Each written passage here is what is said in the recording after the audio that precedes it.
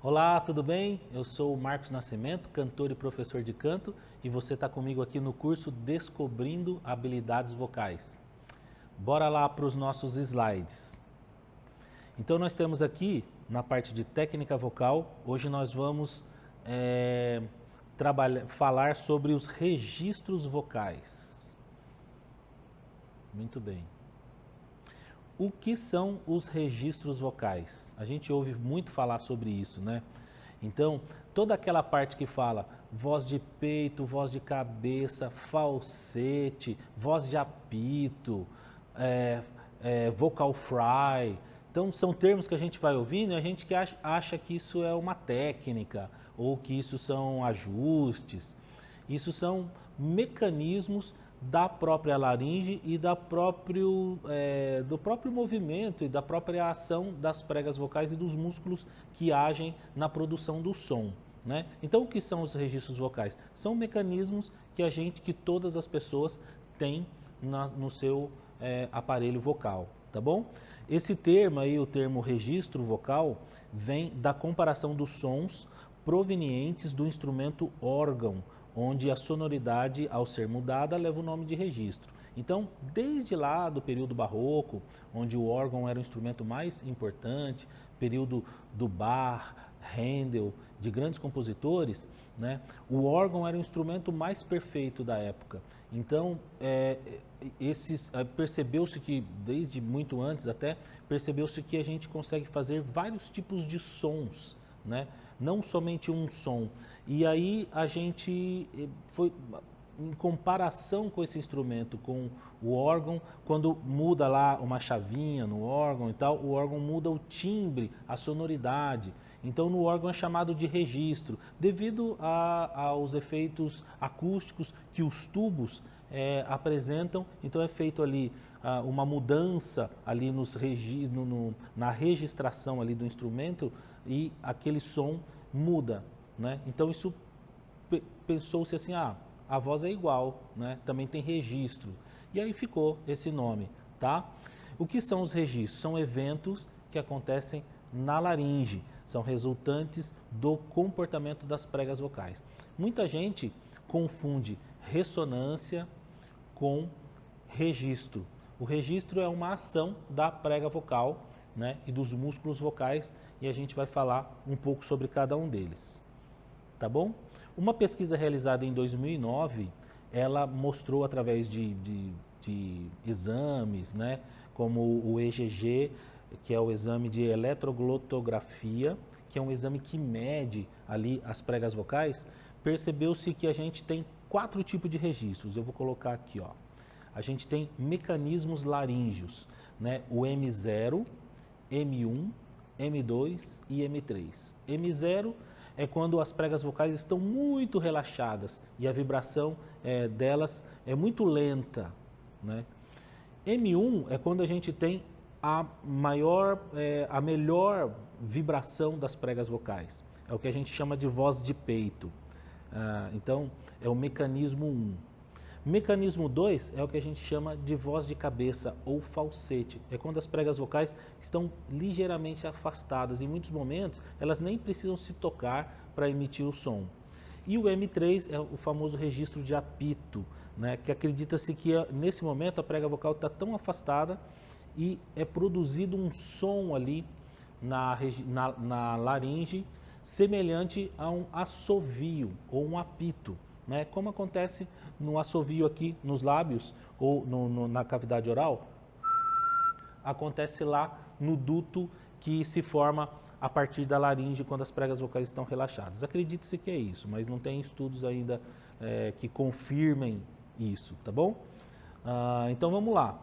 Na terminologia do canto tem um monte de termos. Então, devido a cada período da história, apareceu todo tipo de som. Voz de garganta, voz de faringe, pharyngeal voice, ou voce faríngea, depois apareceu modal, e tem vários nomes, vários termos. E isso confundia demais, né, o ensino do canto, era muito complicado. E trazia muita dúvida em relação a timbres de cantores. E aí, quando esse estudo em 2009 foi realizado, descobriu-se que tem alguns mecanismos, e nesses mecanismos acontecem timbres, a gente consegue produzir timbres dentro de cada um dos mecanismos e daí dentro desses mecanismos foram agrupados as várias terminologias. Existem controvérsias, mas assim, o estudo mostrou que a maneira mais correta ou mais fácil de ensinar, mais científica, é eu me manter fiel a esses mecanismos. Eu posso usar a nomenclatura que eu quiser, a terminologia que eu quiser, mas eu tenho que ter consciência de que quando muda um mecanismo ou quando ele não muda. Não é aquilo que parece, que o som parece, mas é que o mecanismo realmente está fazendo, tá bom? Então, isso facilita a nossa pedagogia na hora do ensino do canto. Então lá, M0, registro basal, fry, registro pulsátil, strobes, né? Então tem esses nomes, mas na verdade é tudo mecanismo zero, a prega vocal está muito afastada. O vocal fry é fácil da gente exemplificar, é aquele sonzinho que a gente consegue fazer bem grave, é um som assim, ó. Esse é o M0, é o mecanismo, é o vocal fry, esse sonzinho, uma crepitação das pregas vocais. Elas estão tão separadinhas que a gente quase que não consegue ouvir que tem uma nota musical ali e provavelmente nem se firma como uma nota, porque ela está muito relaxada.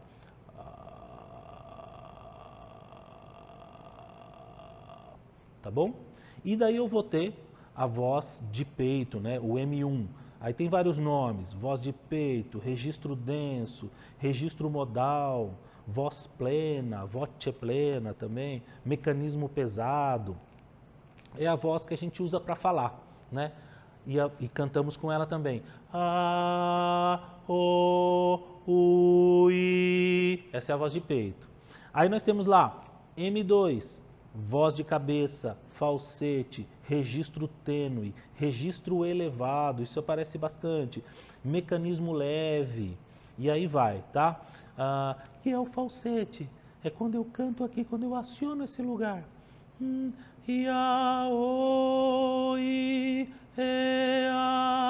Esse é o falsete, tá bom? E o M3, que é a voz de apito, flauta, assovio, whistle. E esse mecanismo eu não treinei e eu não consigo fazê-lo. Mas eu sei que ele existe e eu tenho exemplos aqui e vou mostrar. Tem gente que treina, as mulheres têm mais facilidade em acessar o M3, mas tem muitos homens que acessam também. Mas ele é um registro que é preciso ter um controle para conseguir fazer as notas e eu não consigo fazer vogais com eles, porque as vogais são timbres e eu não consigo ter nesse mecanismo todos os harmônicos da série harmônica, por exemplo. Então a gente não consegue identificar as vogais quando eu estou nesse mecanismo. Então ele não é muito útil para o canto. Ele é útil para eu mostrar o virtuosismo da voz, enfim, é bem bacana, é legal as pessoas que usam, eu acho muito bonito. No canto lírico, com as vozes mais graves, né, de tenor, de barítono, a gente não usa. Ele vai aparecer lá nos sopranos legeiros, que são aquelas vozes bem agudas, então tem algumas obras que a soprano atinge o M3, beleza? Tem alguns exemplos e eu vou mostrar. Ó, esse aqui é o resultado da pesquisa que foi feita em 2009, né? Então nós podemos ver aqui, ó, o M0, dá para essas sombras que nós vemos aqui são os harmônicos. Então a gente vê aqui que no M0, no vocal fry, a gente não tem uma clareza nos harmônicos, né? Então dá para ver aqui também aqui embaixo, ó, no Power Spectrum, dá para a gente ver aqui como está longe aqui, né?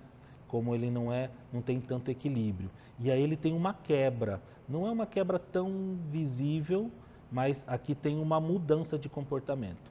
Quando eu vou para o M1, que é a voz de peito, eu consigo perceber aqui a densidade das ondas sonoras produzidas, do sinal acústico produzido pela prega vocal.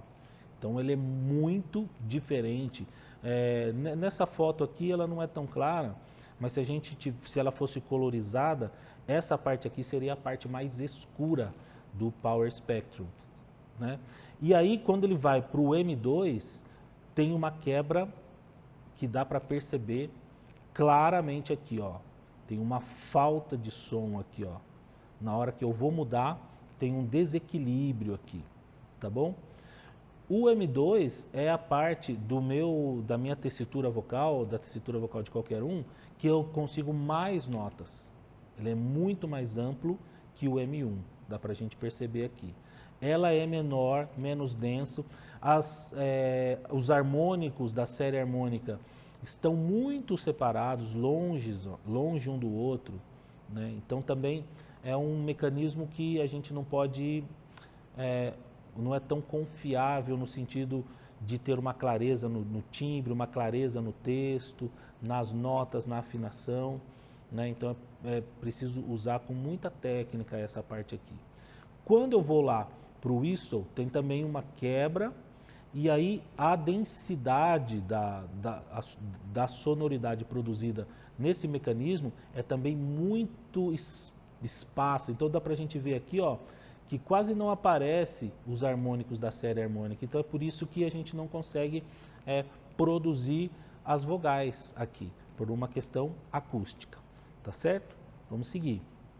Tem um outro também, uma outra tabela, né, feita aqui por alguns autores e comparando com a pesquisa de 2009 da Rubot, tá bom? Então a gente vê aqui, ó, em 1596, quais eram os registros? Voce di petto e voce di testa. Voz de peito e voz de testa, voz de cabeça, né? Eram esses os registros conhecidos em 1596. 1847, o Manuel Garcia, que foi o primeiro cara a conseguir ver a glote, inventou o laringoscópio e foi feito ali o primeiro exame. É incrível a história do Manuel Garcia, maravilhoso, eu recomendo que vocês pesquisem, né? Ele vai definir em 1, 2, 3, ele já vai entender que são 3 registros. Um registro de falsete, um registro de tete, né, que provavelmente seja um M3, e uma voz de peito, uma voz plena. Aqui nesse caso só ficou faltando o vocal fry. Depois a gente tem outros aqui que tem mais registros. Ó, temos aqui o Vandenberg. Olha só quantos registros ele traz. Peito e vai indo, ó. Diferencia registros de vozes masculinas e femininas também. O Venar vai diferenciar também, vai identificar 3 registros para cada tipo de voz, né? Mas aí quando chega lá na pesquisa da Rubot, ela vai fazer uma pesquisa no nível da prega vocal, vai fazer uma pesquisa mais séria, com exames mais assim, precisos, e aí vai ser identificado os 4 registros, e esse é o que vai entrar aí para a história, porque são os registros cientificamente comprovados, tá? Os outros são baseados no ouvido, são baseados em suposições, em outros testes, né? A gente tem grandes cientistas aqui, como o caso do Richard Miller, aqui no livro dele de 2000, ele vai identificar aqui 4 registros também, só que ele vai fazer algumas diferenças aqui entre vozes femininas e vozes masculinas. Nas vozes masculinas ele vai colocar apenas 3 registros, então não é ainda tão completo, apesar de todo o material produzido pelo Richard Miller ser um material científico também. Tá legal? Então vamos seguir. A gente tem aqui um exemplo de M0, que é o vocal fry, de um recorde mundial de som de voz grave, que que é feito por essa cantora aqui, a Jay Chapman. Então eu vou colocar aqui todo o vídeo para vocês assistirem e identificarem e ver que interessante como ela consegue chegar no vocal fry e ela consegue fonar ali e a gente consegue ouvir uma nota. Mas vocês vão perceber que é difícil manter ali estável aquela nota. Então ela faz aquilo com o teste para conseguir o recorde, né? Mas ele não é tão confiável para o dia a dia, para o nosso canto, porque é muito difícil conseguir manter a nota, né, precisa ali nesse registro. Vamos ver. Hi, I'm Joy Chapman. I'm 52 years old from Surrey, BC, Canada. I'm a singer, songwriter, tribute artist, and I'm about to attempt the Guinness World Record for the lowest female note. La la la la la la la la la la la la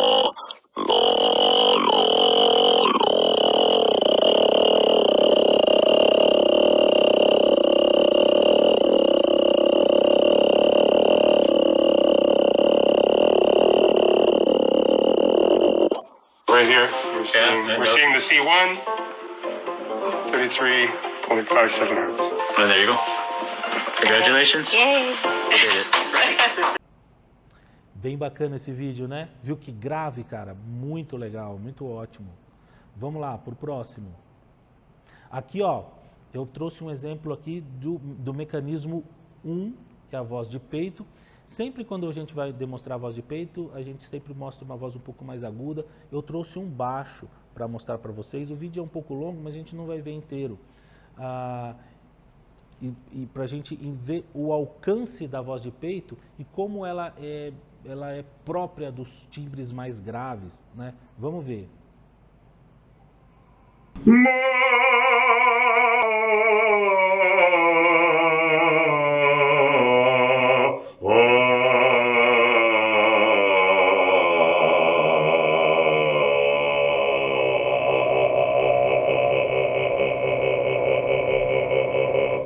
This is from Rosenkavalier, right? Eugenaden haben heut durch unversiegte Hut mit ist beschämt.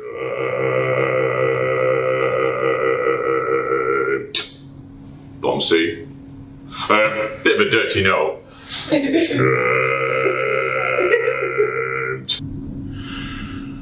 There's an old man called a Mississippi. That's the old man that I'd like to be.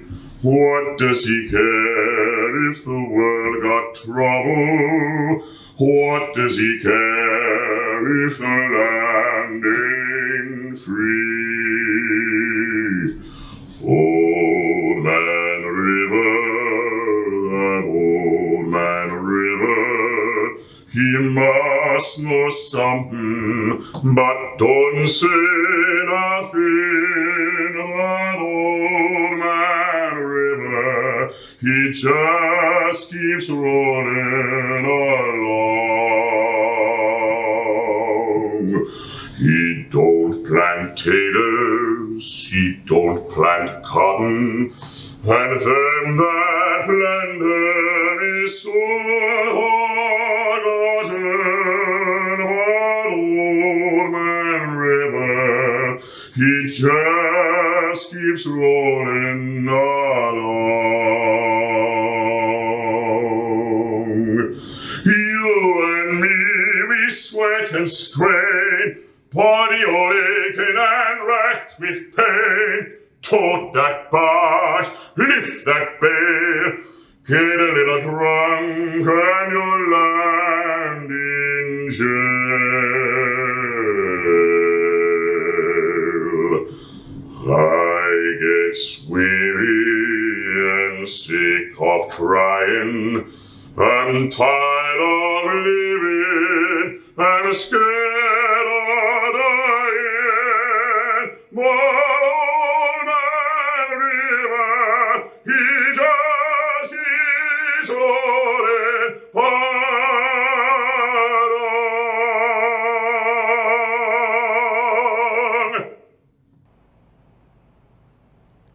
só um pedacinho. Viu que legal? Então, M1 é uma voz mais precisa, é um timbre mais cheio, é um timbre com um colorido específico, convincente. Então, é o lugar onde a gente quer levar a nossa voz. A gente quer que a nossa voz tenha essa característica. Vamos seguir. Aí eu tenho aqui, ó, M2, eu trouxe um exemplo que eu peguei na internet, um exemplo de um cantor, que são cantores que utilizam o falsete, né? Vamos assistir, vamos ver os dois exemplos.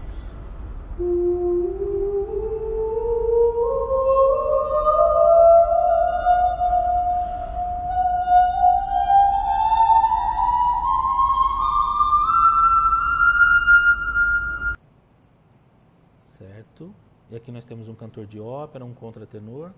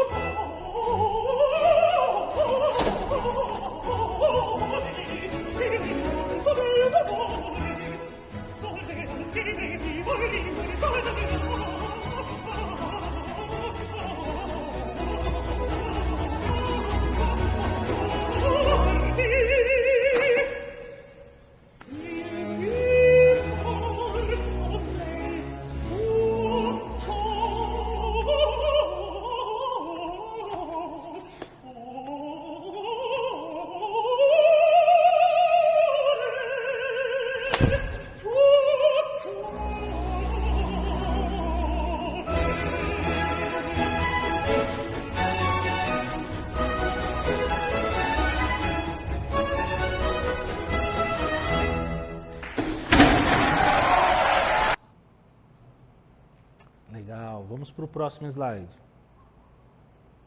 E aqui, registro de apito, whistle.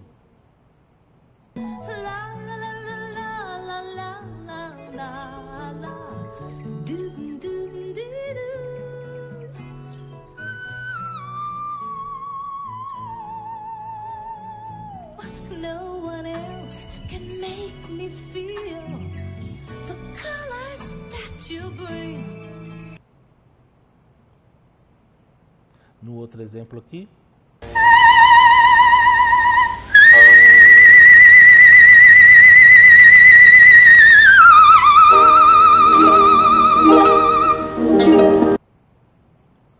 Isso. Vamos para o próximo.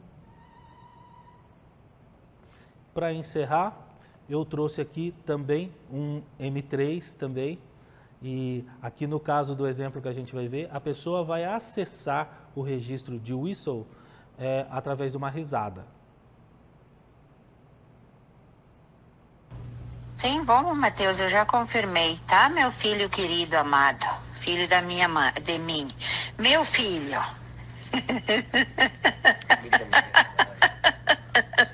O pai tá rindo aqui porque eu disse.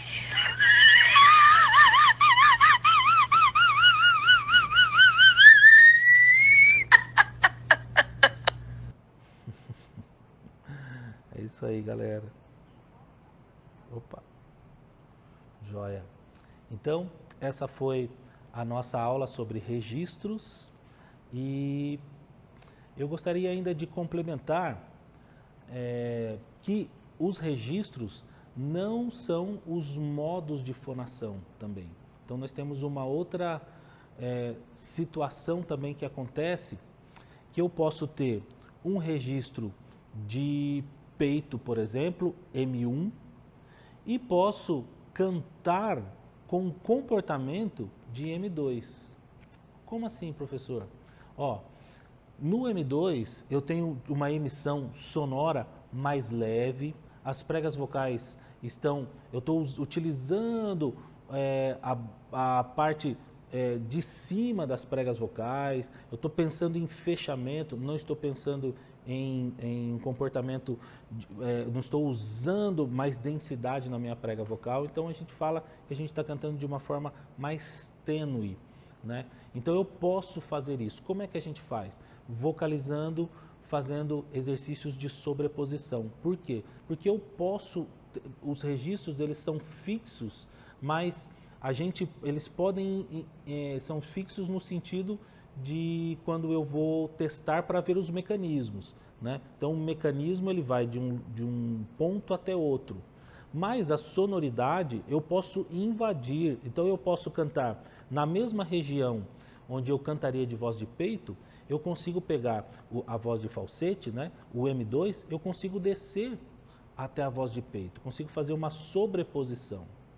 E isso acontece com todos os registros, não são fixos. Então depende um pouco do nosso jeito de cantar e do modo como nós coordenamos. Tem pessoas que conseguem fazer essas sobreposições de uma forma melhor, né, mais coordenada, e outros que não vão conseguir ou que precisam treinar mais, né?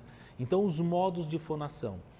Percebeu-se que os modos de fonação eles variam também dentro de uma gradação, né? Então o primeiro modo de fonação proposto pelo Sundberg, que está lá no livro Ciência da Voz, ele vai dizer o seguinte, que tem um modo de fonação sussurrado ou sussurro, que é aquele quando eu não uso a prega vocal para falar, eu consigo me comunicar, mas não preciso usar a vibração da prega vocal. É o sussurro, quando eu vou sussurrar. Depois eu posso ter um modo de fonação mais áspero. Eu posso falar de um jeito que tenha só um pouquinho de vibração da prega vocal. Tem um monte de ar passando. Então isso é um jeito de cantar, é um modo soproso, áspero, né? Isso é utilizado muito na música pop. Em alguns momentos, deixar o som mais soproso. Em muitos momentos a gente vê isso. Então, temos lá o modo de fonação sussurro, soproso. Depois eu vou ter um modo fluido, onde eu tenho uma vibração das pregas vocais, onde o ar passa, eu aproveito todo o ar, mas eu não estou comprimindo muito as minhas pregas vocais, não estou usando muito o músculo TA, apertando as pregas vocais, elas estão de um modo mais fluido. Um outro modo de fonação é o modo de fonação neutro, onde eu estou falando aqui, não está muito fluido, está menos fluido, eu estou aqui nesse lugar, mas também não estou muito denso, eu estou mais solto, o modo neutro. Como é que eu acesso o modo neutro? É quando eu estou num momento onde eu aciono emocionalmente essa voz. Encontro alguém, faz tempo que eu não encontro, na rua, oi, tudo bem? Então eu estou numa posição neutra. E tem a voz densa, onde eu vou usar a minha prega vocal, vou usar o som mais de uma forma que eu aumentei a intensidade, mas eu vou aproveitar a minha prega vocal, vou deixar o som bem denso, a sonoridade densa. Isso tem a ver com aquela história do ciclo glótico que a gente falou lá no começo, quando a gente começou a tratar da fisiologia, que tem a ver com o movimento ali. Então, por exemplo, quando a gente voltar lá atrás na nossa tabelinha aí na gradação de modos de fonação, proposto lá pelo Sundberg, começando lá pelo sussurrado. Então a gente não vai ter ciclo glótico. A prega vocal está aberta, estou sussurrando, não estou usando a prega vocal. Depois eu vou ter o outro, onde eu vou ter um pouquinho só de som. A prega vocal vai se comportar de uma forma não tão precisa e não tão constante. Ela está mais próxima de um ruído do que de um som completo. O que seria um ruído? Ruído é quando eu tenho um sinal acústico que não é tão preciso e repetitivo. Ele tem variações, certo? Então, esse sinal acústico aqui, ele não é tão preciso, eu não consigo identificar a nota, mas eu posso utilizá-lo na hora que eu vou cantar. Quando eu estou no registro fluido, eu tenho um ciclo glótico maior, mais abertura. Então, ele vai lá, fona e abre. A prega vocal faz esse movimento. Ela está mais tempo aberta do que fechada, mas ainda assim eu estou aproveitando toda a sonoridade. No modo neutro, é como se eu tivesse um equilíbrio. Ela funciona assim. Então, o tempo de abertura e de fechamento é quase o mesmo. Esse é o ideal, esse é onde a gente quer ficar na hora que a gente vai cantar. Se a gente quiser cantar de um modo econômico e de um modo saudável, eu vou pensar nessa situação. E o modo denso é quando eu tenho um ciclo glótico muito pequeno. Então a prega vocal fica muito tempo fechada e ao abrir ela logo volta, né? Esse é o que a gente tenta fugir, porque ele vai machucar um pouquinho a minha prega, pode machucar um pouquinho a minha prega vocal. Então esses são os modos de fonação. Eu posso estar em M1 com qualquer um desses modos de fonação. A gente vai desprezar o sussurro e o modo soproso. Vamos desprezar esse no momento. Então eu posso estar lá no M1, eu posso estar de modo fluido, que seria um comportamento mais próximo do M2. Quando eu estou no falsete ou na voz de cabeça, eu estou com um ciclo glótico muito aberto. Elas nem se encostam muitas vezes, dependendo da altura e da região do falsete ou do tipo de voz da pessoa. Então, às vezes a prega vocal nem precisa, segundo os estudiosos, se encostar para produzir o som. Ela pode se aproximar e se abrir novamente. Então eu posso estar com esse comportamento aí, um modo chamado modo fluido, eu posso estar cantando desse jeito em M1.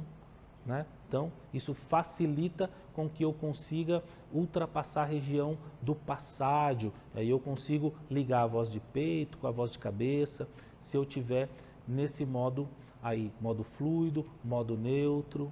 Então, quando eu estou com esse modo de fonação, tanto no M1 quanto no M2, eu vou favorecer uma migração da minha sonoridade entre a voz de cabeça e a voz de peito. E aí tem vários exercícios para se conseguir isso, né? E isso já tudo é mapeado, né? Eu tenho um artigo que se chama Passagem de Registro, Contribuições da História e da Pedagogia Vocal Acústica. Eu vou disponibilizar para vocês também, para que vocês possam ler. Lá eu explico, sugiro alguns exercícios, mostro como é que isso aconteceu ao longo da história e também coloco partes ali da pedagogia vocal acústica que foi organizada pelo Kennedy Bozeman, né? E aí eu coloco ali algumas ideias e falo um pouco de acústica, de formantes e também dos harmônicos, das sintonias dos harmônicos. Então isso é muito legal e é muito importante e traz resultados melhores, tá bom? Então, ó, registros vocais, modos de fonação, são coisas diferentes, mas a gente utiliza essas duas informações para ter os melhores resultados, utilizando ali aquelas questões também que a gente falou lá atrás do modelo fonte-filtro, da interação do modelo fonte-filtro. Então são todos caminhos aí para que a gente possa trabalhar as habilidades vocais de todos vocês. Eu encerro essa aula sobre registros e sobre modos de fonação. Até o próximo momento. Muito obrigado. Até já.